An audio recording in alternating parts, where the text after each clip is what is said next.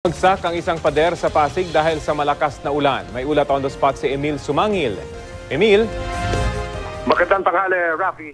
8:30 ng umaga kanina, gumuho ang bahagi ng pader na gawa sa bato ng isang residential townhouse compound na matatagpuan sa palusong na kalsada ng St. Martin sa Copito, Rafi, ng barangay Oranbo sa Pasig.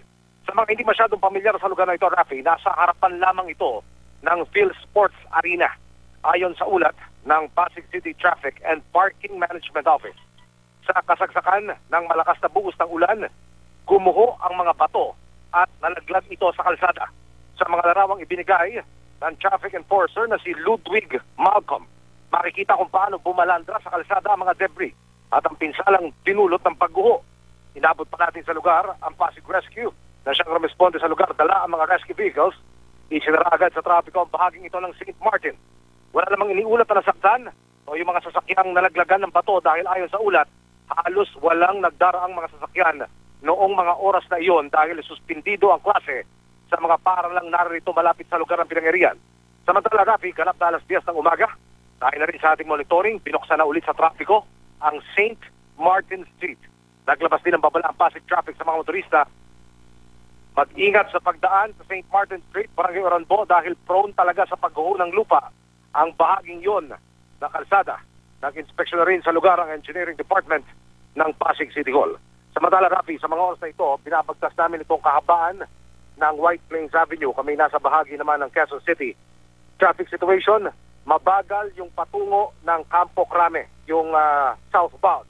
Samantalang yung kabilang bound, yung patungo naman ng Katipunan Avenue, mabagal, subalit mas mabagal itong patungo ng katibugang bahagi ng Metro Manila. Malakas ang ulan sa mga oras na ito.